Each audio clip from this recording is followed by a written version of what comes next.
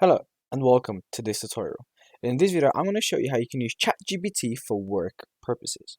Now, this is a educational purpose video, allowing you to understand what ChatGPT can be used and cannot be used.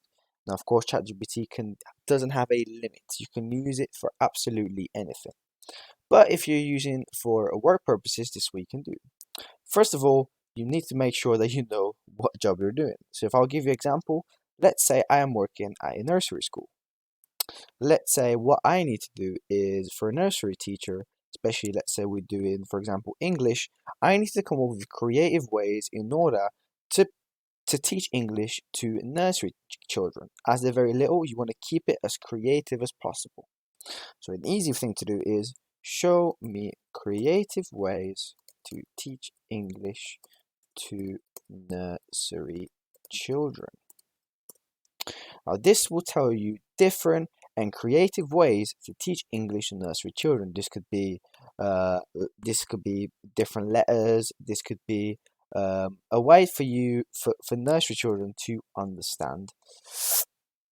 Now it's going to generate you some creative ways, exactly what you've asked. So as it says, you can use songs and rhymes. Children do love rhymes, of course, which of course you can use. Now ChatGPT normally gives you about 2 to 3 different ways for you to do whatever it's been asked. If you ask what's advantages and disadvantages of something, it'll give you about 2 to 3 for each. But yeah, this is kind of the way for you to kind of use it for work purposes. Now, for example, if I am a mixed martial artist and I wanted to make them learn a new kick and a kick that I don't know, I could say, name me famous Muay Thai kicks.